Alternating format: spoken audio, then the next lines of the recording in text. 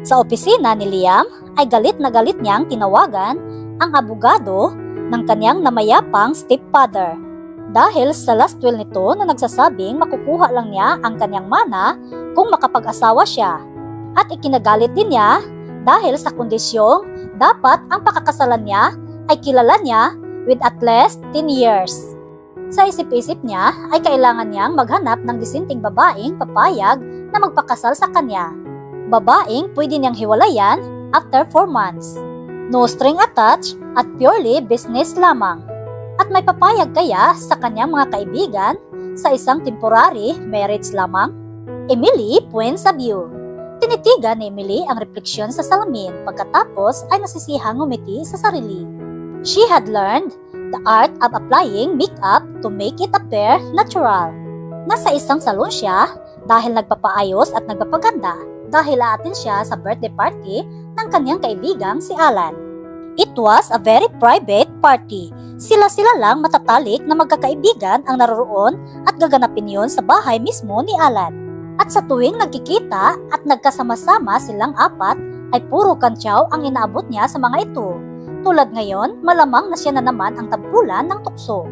Sa buong 25 taon ng buhay niya ay hindi pa niya naranasang magka-boyfriend. Yung talagang boyfriend na dinadalaw, sinusundo, dinadalhan ng bulaklak o tsokolate sa mahalagang okasyon. Marami naman siyang manliligaw pero wala siyang pinapansin. At kung bakit ayaw naman talagang tumibok ng puso niya sa mga ito. Sandali siyang natilihan sa pagpasok ng bagay na iyon sa isip niya. Her first kiss. Doon niya ibinabasi ang anumang damdamin mayroon siya para sa isang lalaki. She know that to be so unfair. Dahil ang halik na iyon ay sa pangmalas ng isang 15 taong gulang na batang babae. Tinapos niya ang relasyon na wala kahit nakatiting na panghihinayang. Iyon ang una at huli niyang affair kung masasabi mang affair ngayon. Kung sa bagay ay masaya naman siya kahit mag-isa siya. Bagaman, hindi niya maitatanggi naroon ang pagnanais na maramdaman na may nagmamahal din sa kanya. Sa sulok na bahagi ng puso niya ay nagpipilit na mangibabaw ang sagot sa lahat ng iyon. Her puppy love, her first kiss. Si Liam, he had left her 10 years ago after she shamelessly declared her undying love to him. Ang masakit pa ay nangako itong susulat. Pero sabi nga, promises are made to be broken. Or Liam did not care at all. She was nothing but a starstruck 15 years old. Ipinilig niya ang ulo. Hindi na niya gustong alalahanin pa iyon. Hindi niya malaman kung kaiinisan niya ang sarili o pagtatawanan. One stupid crush and a first kiss, she could hardly remember. Binigyan niya ng huling sulyap ang imahe sa salamin, bago dinampot ang bag at lumabas na. Ilang sandali pa ay nasa harap na siya ng gate ng bahay ni Alan. Nakahilira na sa sidewalk ang sasakyan ng mga boyfriends ng mga kaibigan niya. Pagpasok niya ay agad siyang kinawayan ng kanyang mga kaibigan. Wow! Bulalas ng kaibigan niyang si Munching, napahinto pa ito sa pagpaypay ng iniihaw. Buong paghangang tinitigan siya mula ulo hanggang paa at pabalik. Ikaw ba yan, Emily? Nagpaikli ng buhok ang bruha at nagpaday pa. Sabi ni Sarah. You should have done this makeover a long time ago. Tingnan mo at bagay sa iyo, bumata ka ng 10 taon. Sabi naman ni Joyce. Inirapan niya ang kanyang mga kaibigan pero nasiyahan siya sa mga papuri nito. Grabe naman kayo. Tila naman napakatanda ko na. Sagot niya sa mga ito. Nasaan nga pala ang mga boys? Bakit si Munching lang ang nandito? Kalalabas lang ni Alan patungo sa harapang bahay. May kaibigan si Alan na inimbatahan at abangan daw niya. Sagot ni Joyce. Wow! Super hunk ang kaibigan ni Alan. Komento ni Connie. Emily, tingnan mo. Siniko siya nito at napilitan siyang lumingon upang pagbigyan ito. Pero nang matanaw niya ang mga ito ay hindi niya makuhang bawiin ang paningin at bagkus ay sinuri ang kasama ni Alan. The man was tall and well-built at habang papalapit ito ay may namumuong kabang unti-unting namumuo sa kanyang dibdib. Maya-maya ibinalik niya ang mga mata sa misa sa gitna ng gazebo kung saan nakalatag ang mga pagkain. Hey guys! Ani ni Alan nang makalapit at tumayo sa bukana ng gazebo. Siya nga pala si Liam. Pagpapakilala nito sa kanila. Tinanguan at nginitian ni Munching ang bagong dating. Honey, nilingon ni Alan ang kasintahan. Meet our best man. So, I finally meet you. Mainit na bati ni Joyce at kinamayan ang lalaki. Pagkatapos ay nilingon ang mga kaibigan. At sila naman ang mga kaibigan ko, si Connie, si Sarah, at si Emily. Hello! Kuros ng dalawang babae. Napilitan si Emily na mag-angat ng paningin. Hi! She said simply. At nang ilahad ni Liam ang kamay sa kanya ay napilitan siyang tanggapin iyon.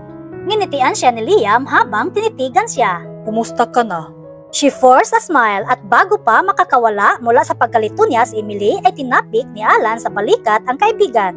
At napilitan si Liam na pakawalan ang kamay niya. Tara na muna roon, pare. Doon natin pag-usapan ang problema mo. Excuse us, girls. May mabigat na dinadala itong kaibigan ko. Nakakailang hakbang na sila patungo sa sulok na bahagi ng swimming pool nang lingunin siya ni Liam. At nahuli nitong nakasunod siya ng tingin dito. Kinindatan pa siya ni Liam. Agad niyang iniwas ang mga mata kasabay ng paggapang ng init sa mukha niya. Natitiyak niyang nagkita na sila ng lalaking ito. Hindi niya agad maisip kung saan.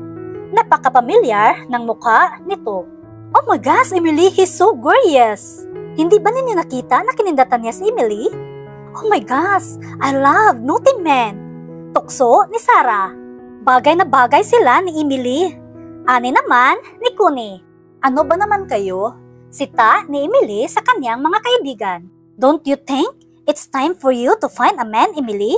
Hindi ka na bata. Di ba guys? Sabi ni Sarah. Sabay-sabay na nagsipag-ayunan ang tatlo. Inirapan ni Emily ang kanyang mga kaibigan. Forget it guys, ilang beses niyo na akong sinisit up sa kung kani-kanino. Walang mangyayari sa ginagawa ninyo. Nagsasayang lang kayo ng panahon. Nagulat pa si Emily. Nang paglabas niya sa powder room ay ang pamilyar na bisita ni Alan ang nabungaran niya. Nakasandal ito sa isang kolom ng bahay. Ang mga kamay ay nasa loob ng bulsa ng maong nito. Sa ayos nito ay tila sadyang inaabangan ang paglabas niya. Hello sweetheart, I always know you'd grow to be tall and pretty. Sabi ng lalaki na ang mga mata ay nakatingin kay Emily na may halong paghanga. Napasinghap si Emily, hindi niya napigilan ang biglang pagbilis ng pintig ng puso niya. Kapag kuway biglang dumaan sa isip ang itinawag nito sa kanya. Sweetheart? Iisang tao lang ang alam niyang tinawag siya ng ganon. Sa paraan at tunong nag-aangkin. Liam? Ikaw nga ba? Hindi mo ba ako talaga nakilala? And here I thought arrogantly that you remember me. Oh, must be the stubbles. Tinaman ito ang nangingitim na mga panga. Pagkatapos ay muli siyang hinagod ng tingin. You are looking good, Ems. Thank you, Liam. Ikaw din naman eh. Nauutal niya ang sagot. Hindi pa rin niya makuhang makabawi sa pagkabigla paanong ang matamis mapait na kahapon ay muli niyang makatagpo sa okasyong iyon. Hindi may minsang inisip niya sa nakalipas na mga taon kung ano ang mararamdaman niya kapag nagkita silang muli ni Liam. Hey, sweetheart! Pukaw nito sa pagkakatulala niya. Napakurap siya. Sorry, I was having a short trip down memory lane. Tumango lang ang lalaki pagkatapos ay hinawakan siya nito sa braso sa lalo pang pagkabigla niya. I did the same thing back there when I saw you. Come, let's have a drink para sa pagkikita nating muli. Inakay siya nito patungo sa bar. Inabot nito sa kanya ang isang baso pagkatapos yung salina ng mainom. Cheers! Napakurap siya sa tunog ng pagkakadikit ng kanilang mga baso. Cheers! Kumusta ang mami mo? At si Mark? The last time I heard of him was 6 years ago. Hindi sinasadyang nagkita kami sa Singapore. Sabi niya ay nasa barko siya. He was promoted to first mate at nasa Germany ngayon si Mami dahil malapit ng manganak ang sister-in-law ko. My brother married a German Filipina at doon sila nakabasi. Tumango-tango ang lalaki. We exchanged contact numbers but I suppose we both got so busy. But I'm happy for him, Emily. What about you, Emily? Kulang sa bilang ang mga lalaki when I arrive. No escort? Or boyfriend kaya? Ngayon niya nararamdaman ang pangangailangan. Sana'y may boyfriend siya, pero hindi niya magawang magsinungaling para lang isalba ang amor proprio niya. Nagkibit balikat siya. May mga manliligaw naman ako. Defensive niya ang sagot. Hindi ko nga lang talaga matagpuan ang gusto ko. That's good, Amy. Napakurap siya sa sinabi ng lalaki. Ano ang ibig mong sabihin, Liam? Nawala ka pang boyfriend. Sagot ng lalaki na ang mga mata ay nakatingin sa kanya na parang nanguuri. Mabuting magsawa ka na muna sa buhay dalaga bago mo pag-isipan ang isang seryosong relasyon, Emily. Ngumiti lang si Emily at hindi na sumagot. Ang katahimikang sumunod ay nagpailang kay Emily. Maya-maya ay binasag ni Liam ang katahimikan. You've grown, Ames, beautifully, Liam said after a long while. It's been 10 years, Liam. Wala na ang 15 taong gulang na batang babaeng nakilala mo. Obviously, he said thoughtfully. Pagkatapos ay humagod ang mga mata nito sa kabuuan niya na sa pakiramdam ni Emily ay tila hinuhubaran siya. Namumula ang kanyang mga mukha sa sinabi ni Liam. Buti na nga lamang at dumating ang kanyang mga kaibigan. Bago sila naghiwalay ni Liam ng bandang hapon, ay hiningi nito ang telepono at address niya na maluwag sa loob naman niyang ibinigay. I'll see you again, Ems. Wika ni Liam. Tumango lang siya, a polite smile on her lips. Tinitigan siya nito ng matagal bago ito pumasok sa sariling sasakyan. Iniisip ni Emily na baka pagkatapos ng araw na ito ay baka hindi na siya maisip muli ni Liam. Isang buntong hininga ng panghihinayang at kapaitan ang pinakawalan niya. Ang bahagyang pag-asang baka nga maisipan siyang tawagan ni Liam ay hindi niya binigyan ng pagkakataong umusbong. Gayunman, sa buong magdamag ay walang laman ang isip at panaginip niya kundi si Liam. Nagising siya mula sa hindi mapayapang pagtulog upang anyo ni Liam ang unang gumuhit sa isip niya. Sa buong 25 taon ng buhay niya ay isang lalaki ang natatandaan niyang gumugulo ng ganito sa isip at pagkatao niya. It was Liam. It was tell him until now. Babalik na naman ba siya sa dati nung pagkatapos nitong umalis sa kanila at hindi na muling nagpakita? Kausap niya sa kanyang sarili. Hindi nito dapat magulo ang pag-iisip ko dahil hindi na ako bata. Kung magtagpo man ang aming mga landas, na tiyak namang mangyayari dahil si Liam ang best man sa kasal ni na Alan at Joyce, then I would treat him like a casual acquaintance. Kausap pa rin niya sa kanyang sarili. Pero mali siya sa assumption niya dahil katatapos lang niyang makipag-usap sa isang prospective customer sa telepono nang sabihin ng receptionist na may isang Liam na naghihintay sa kanya sa reception. Diyos me, Emily, saan mo ba nakilala ang gwapong ito? Pabulong na sabi ni sis sa intercom. Thank you, sis. I'll be out in a minute. Ibinaba niya ang intercom. Halos sumabog ang dibdib niya sa kaba at excitement. Nagmamadali siyang bumaba sa reception. Tumayo si Liam nang makita siya. Hi, Emily. What are you doing here, Liam? Have lunch with me, Emily. Okay. Wait for me here. I go and get my bag. Dinala siya ni Liam sa isang Japanese restaurant. When I saw you yesterday, I thought you were sent from the heavens above. Sabi ni Liam nang patapos na silang kumain. Wow, ang sweet mo naman magsalita, Liam. Sabi niya na nakangiti. Hindi na ako magpaligoy-ligoy pa, Ems. Seryosong wika ni Liam. May mahalagang bagay akong sasabihin sa iyo. I am running out of time, Emily. Napakunot ang noo niya. What is that supposed to mean, Liam? I need to marry, Emily. Hinawakan nito ang kamay niya at pinisel. Biglang napatuwid ng upo si Emily at kinuha ang kamay na hawak ni Liam. Alam kong nakakagulat itong sinabi ko sa iyo, Ems. Oo naman, Liam. Pero linawin natin, nagpo-propose ka ba kaagad niyan? If you want to call it that way, Ems. Sabi ni Liam na bahagya pang nakangisi. Kailangan ko ng babaeng pakakasalan sa lalong madaling panahon, Ems. You are in fix, Liam?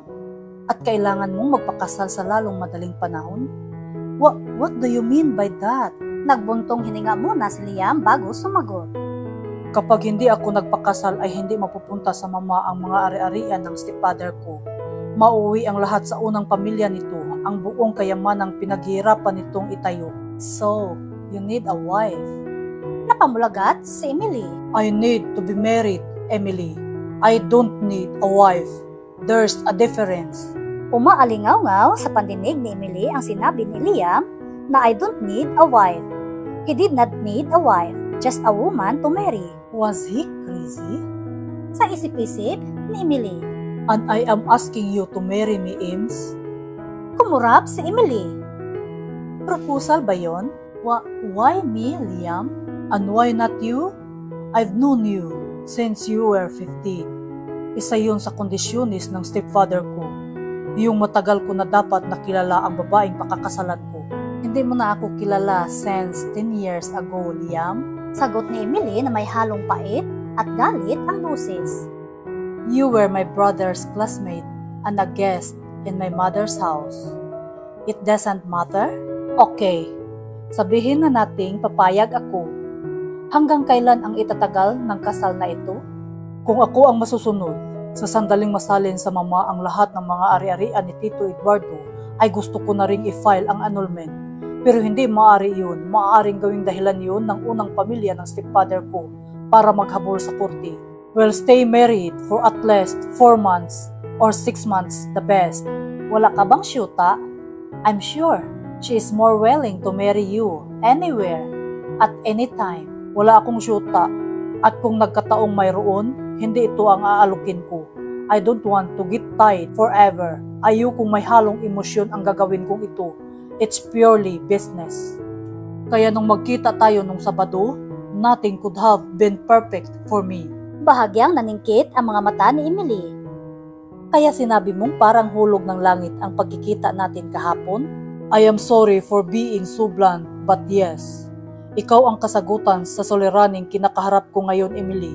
Mabilis nitong sabi sa kanya. Pinlano mo ng lahat ito kagabi, ano? Sarcastic na sabi niya kay Liam. I am sorry, Ames. I am desperate. Kung wala kang girlfriend sa kasalukuyan, natitiyak kong hindi ka mawawala ng babaeng maalok ng kasal at nakakatiyak kang tatanggapin anuman ang kondisyon mo. To tell you frankly, Ames, I don't trust any woman. They would not agree to an annulment after a certain period of time. Besides, papahirapan nila ako sa alimony. At paano mo naman natiyak na hindi ako ganun, Aber? Bigla ay napatingin ito sa kanya at sinikap naman niyang salubungin ang mga mata nito. Would you, Ames? I ask you first. Actually, Ames, it is not a question of money. I want to marry someone I trust, someone I like and who likes me too.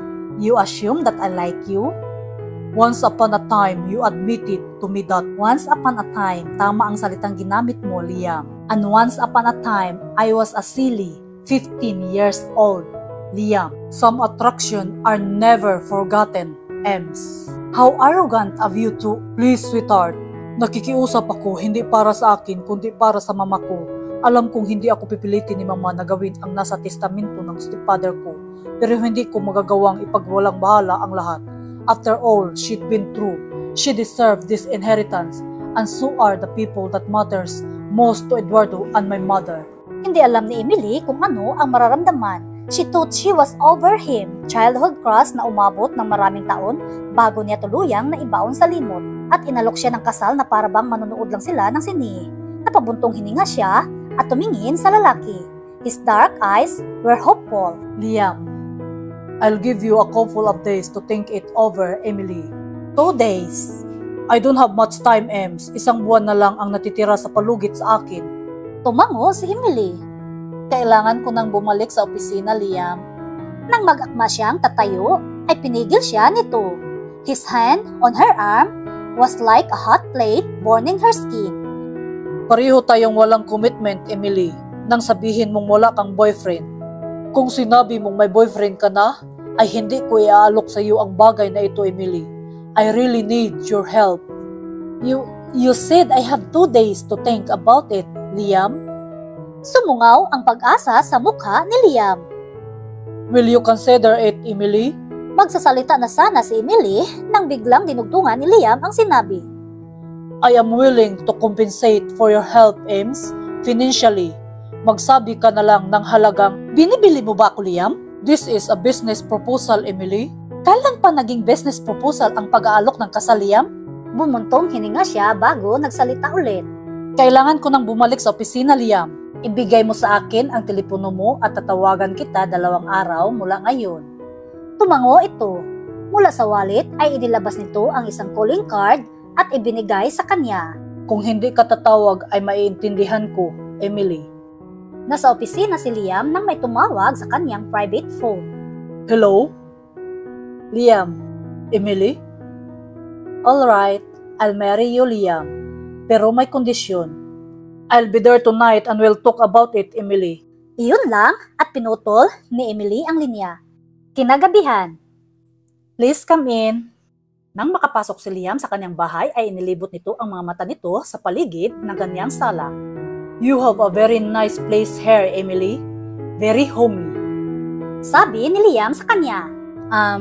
Iyon din ang malimit sabihin ng mga kaibigan ko at ng mga dumadalaw sa akin. Tumango-tango lang si Liam at lumakad palapit kay Emily. Kumain ka na ba? Tara sa labas, hindi pa ako naghahaponan.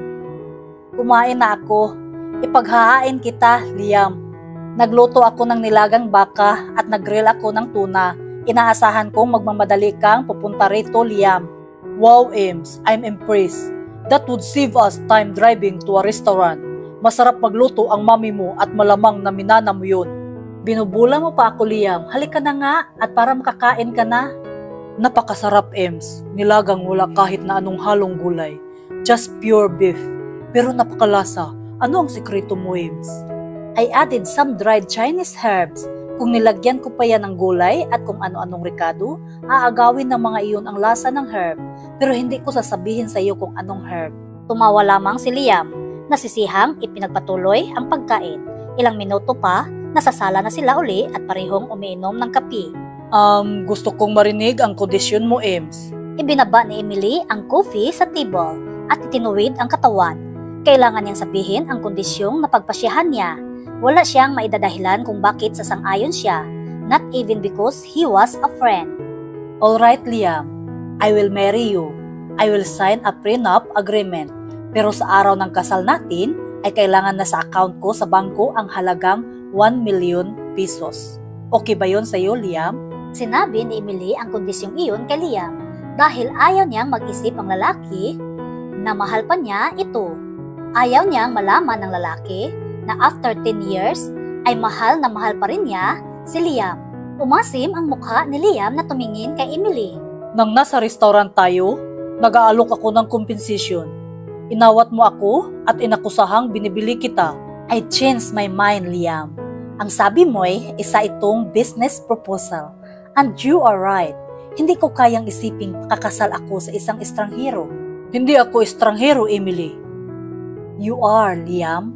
I know nothing about you 10 years ago at lalong wala akong alam tungkol sa iyo ngayon. Maybe, pero hindi tayo estranghero sa isa't isa, Emily. At bakit 1 milyon lang? You could have asked 5 million and it is still small considering. His tone was more of curiosity. Sapat na sa akin ang binanggit ko, Liam. Kung ganun, ay ipahanda ko sa abogado ko ang prenup agreement. Babalik ako rito pagkatapos ng 5 araw. Ihanda mo ang passport mo, Emily. Passport?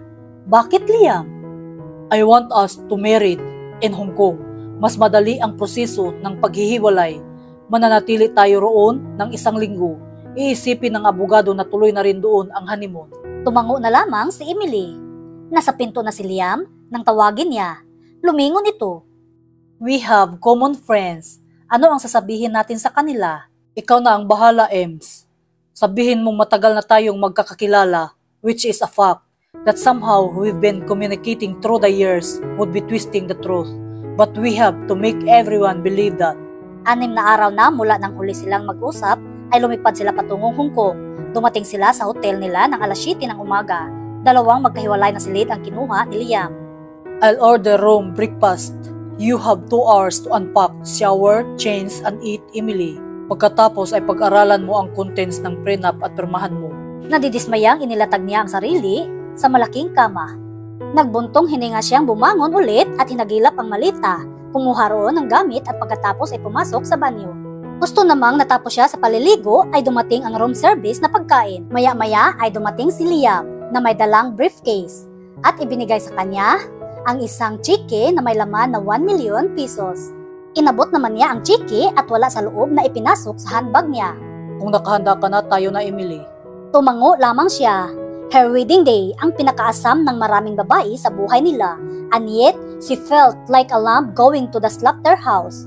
Inaasahan niyang sa opisina ng judge sila pupunta, but she was wrong.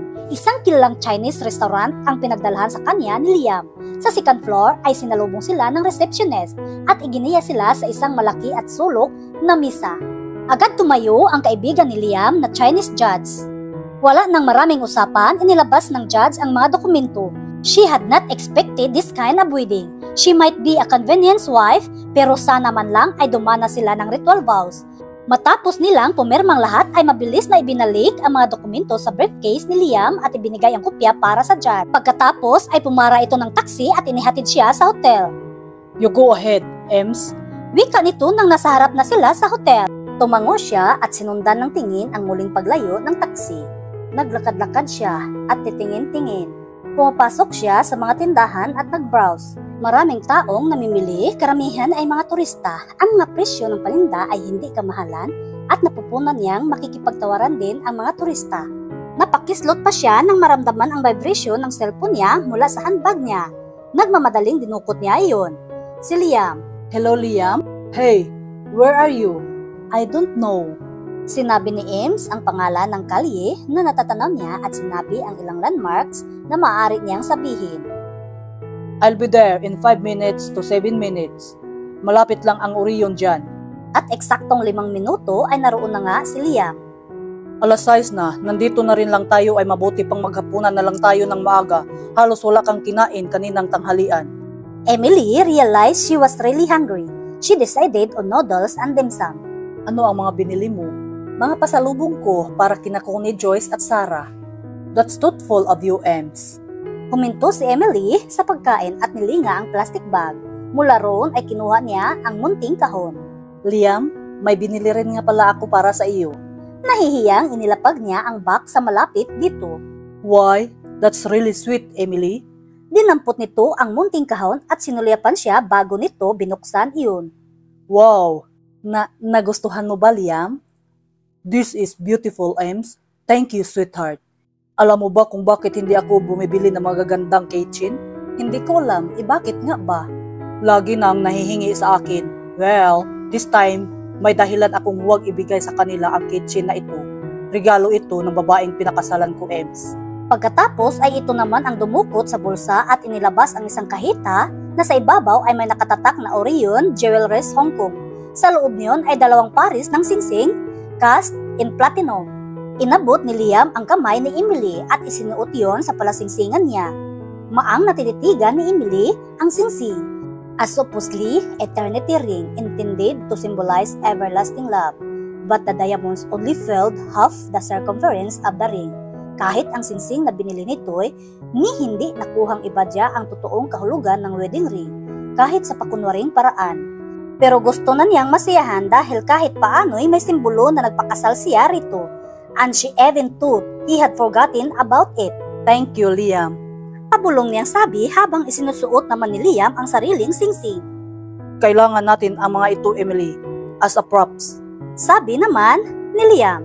Ang bahagyang kasiyahang nadama ni Emily na naalala ni Liam ang wedding ring nila ay tuluyang naglaho. Upang hindi gaanong mapunan ni Liam ang sama ng loob ni Emily, ay tinuon ni Emily ang atensyon sa pagkain niya. Nang mag-angat si Emily ng paningin dito, ay nakatitig si Liam sa kanya. Pagkuway tumaas ang kamay nito at hinawakan ang baba niya at itinaas. You know what, Ems? Wika ni Liam. Humaplos sa mukha ni Emily ang hininga nito na bigla may kakaibang init na nararamdamang naglandas sa tiyan niya pababa. Ours was a hasty marriage of convenience, but that does not an excuse for the groom not to kiss his bride, Ems. At sa kanyang pagkasurpresa, hinalikan siya ni Liam. Para siyang bumalik noong 15 years old pa siya nung unang hinalikan siya ni Liam. Kasabay ng damdaming iyon ay ang realisasyong kung nasaan sila. Mabilis siyang kumawala at sumandal sa sandalan. Hindi kasama sa usapan natin yan, Liam. Frankly, Ems, you are so kissable that you made me forget where we are. Sagot ni Liam sa kanya. Pinamulahan ng mukha si Emily at hindi din siya makahanap ng salita na isasagot kay Liam. Kinaumagahan, nagising si Emily sa tunog ng telepono. It was Liam. Ayon dito ay nasa coffee shop na ito sa ibaba, and it was 9:30 in the morning. Pagkatapos niyang maligo at nagbihis, ay bumaba na siya patungo sa coffee shop na kung saan nandun si Liam. Kailangan nating bumalik na sa Maynila ngayong bago mananghali, Ems. Wika ni Liam nang walang ano-anong pasakali. Babalik na tayo, Liam?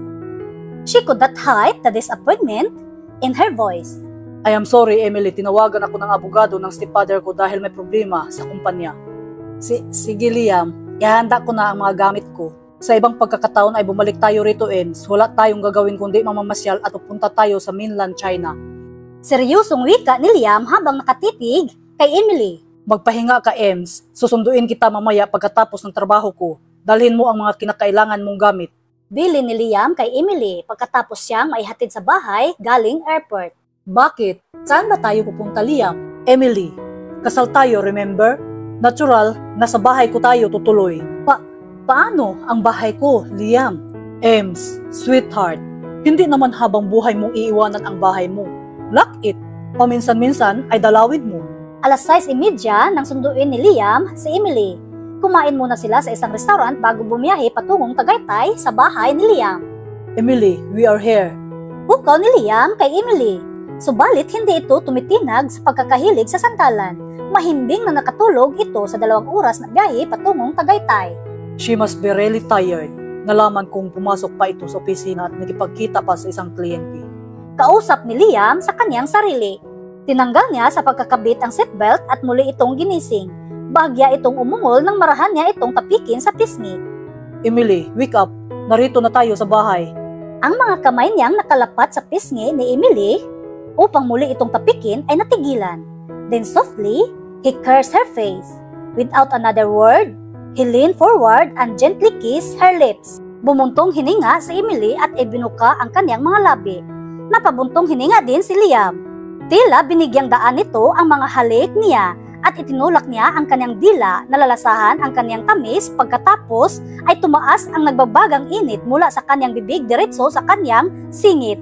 Kung paanong iyon din ang nararamdaman niya nang hagkan siya nito 10 taon na ang nakalipas. But that was different. She was very young then, hindi niya ito gustong saktan dahil nakikita na niyang nahuhulog ang loob nito sa kanya. Sa restaurant sa Hong Kong ay nagpatangay siya sa pagnanais na hagkan ito. At hindi niya mapaniwalaan ang matinding pagnanasang ibinangon ni Emily sa kanya. Tila kamandag na mabilis na dumaloy sa kaliit-liitang himay-may ng ugat niya. The next few hours had been pure hell. Kung hindi dahil gabi na, ay tiyak na mapapahiya siya sa reaksyon ng kanyang katawan. For 4 hours, he was so aroused. At habang namamasyal sila noon sa Hong Kong, ay inaakbayan niya ito hinapit. At sa buong panahong iyon ay walang laman ang isip niya kundi kung ano ang mangyayari kung magtatalik sila. She was his legal wife anyway. Their marriage was a sham. At alam niyang wala siyang karapatang halikan ito. But he could not stop himself. Umungol si Emily. Then gasped for air. Itinulak siya nang marahil ay maramdaman nitong siya ang sanhi kung bakit hindi ito makahinga. Anong ginagawa mo, Liam? She said in a husky voice, her eyes wide. Ginigising kita, Emily. I thought kissing is the best way. And yes, it was work. Maaari mo naman akong tapikin, yugyugin, madali naman akong magising, Liam. Kanina pa kita ginigising, Emily. Kanina? How long, Liam? 2 to 3 minutes, Emily. Ano ang ginagawa mo sa loob ng mga sandaling iyon? Tinitigan mo lang ako, Liam? I'm kissing you. Sa loob ng 3 minuto? Wala kang karapatang gawin yun, Liam. You are my wife, Emily. No, I am not, Liam. Oh yes, sweetheart. The marriage certificate that you signed yesterday in Hong Kong is very much legal. Ours is a marriage of convenience, Liam. Higit kanino man ay alam mo yan. At sa iyo mismo nanggaling na hindi mo kailangan ng asawa, kundi ng babaeng pakakasalan. There's the difference. I am the woman you married but not your wife, Liam. I married you so that makes you my wife, Emily. This is insane. I hate this. I hate you, Liam. Napaiyak si Emily. Ginagap nito ang seradura ng kotse at pagkatapos binuksan iyon at lumabas. Mabilis na sumunod si Liam. Emily, are you crying? I'm sorry, Liam. Hindi ko alam kung ano ang nangyayari sa akin. Are you regrets? Yes, no. Nagpakasal tayo kahapon na tila tayo nagpipirmahan ng isang business deal. Pero iyon naman talaga yun, di ba? Nasa akin ang chiking patunay ng usapang ito, Liam. Oh, I'm sorry, Ems. I'm being selfish. I should not have taken advantage by kissing you. But you are so irresistible and I can't help myself. No, you are not selfish, Liam. And it is not about the kiss really. Nasa akin ang problema. I am a dreamer. Kahit sa masamang panaginip ay hindi ko inasahang magpapakasal ako sa ganitong paraan. Not exactly the kind of wedding I want to tell my grandkids. Maya-maya ay lumingon si Emily. At sa unang pagkakataon ay napunan nitong nasa labas sila ng malaking gate at sa loob ng gate na iyon ay isang 2 palapag na bahay. Ito na ba ang bahay niyo, Liam? Tumango si Liam. Humakbang si Liam palapit kay Emily. Niyakap niya ito mula sa likod. He felt her stiffen.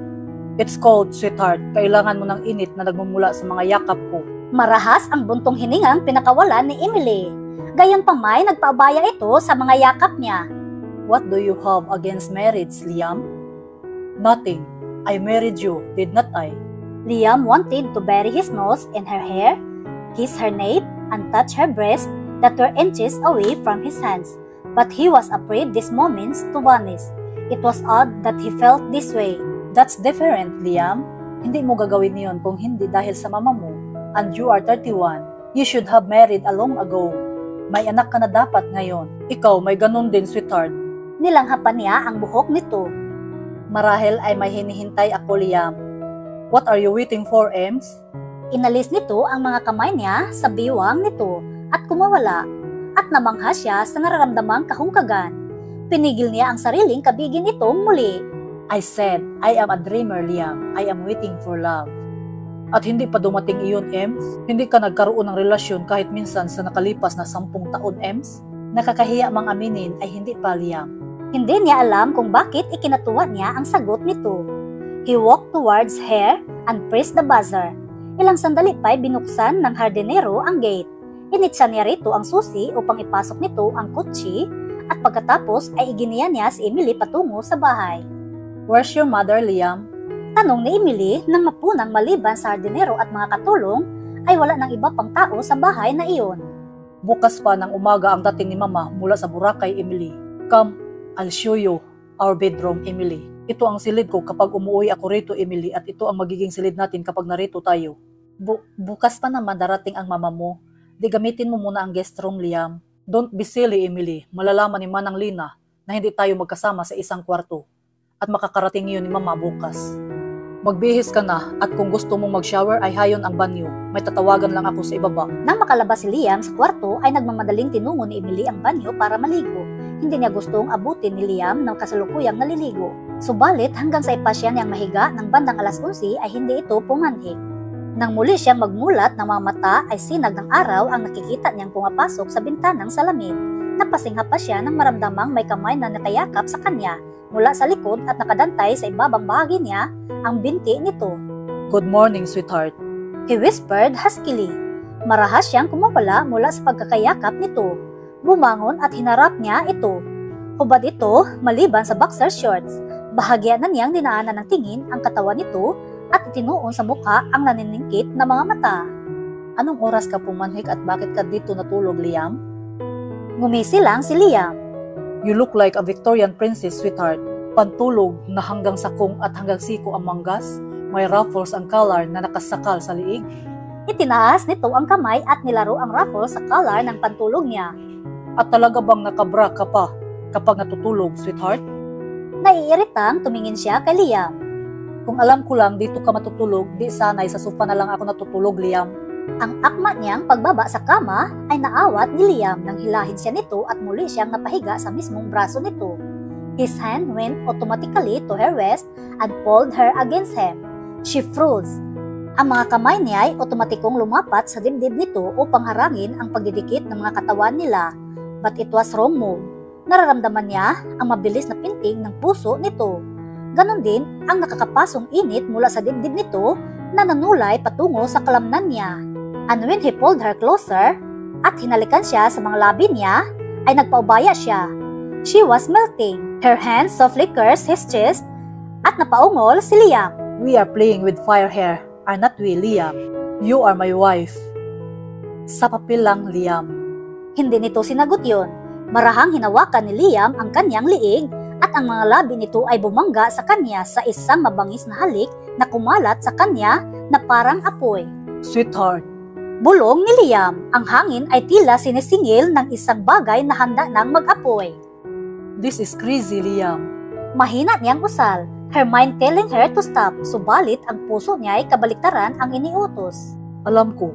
Sang-ayon ni Liam, subalit patuloy siyang hinahalikan. This time, he was planting soft kisses on her eyes, nose, cheeks, and chin. We should stop this, Liam. Bago pa mangyari ang bagay na pagsisihan natin. I promise, sweetheart, hindi ako magsisisi. His hand cupped her breast and then muttered something about her wearing a bra. Napaiktad si Emily sa ginawa ni Liam. Ang sensasyong nararamdaman ay tila kidlat na tumama sa kanya. Napaigik si Emily sa unang ulos ni Liam. I'm sorry, sweetheart. Ang una lang ang masakit, sweetheart, pero ang mga susunod ay wala na. At sa umagang iyon, ay nakailang bisis na may nangyari sa kanilang dalawa. Hindi siya tinantanan ni Liam hanggang hindi ito napapagod. At makalipas lang ang ilang buwan, ay buntis na si Emily. Hanggang dito na lang ang kwento nila Emily at Liam. Hanggang sa muli, maraming salamat po sa pakikinig.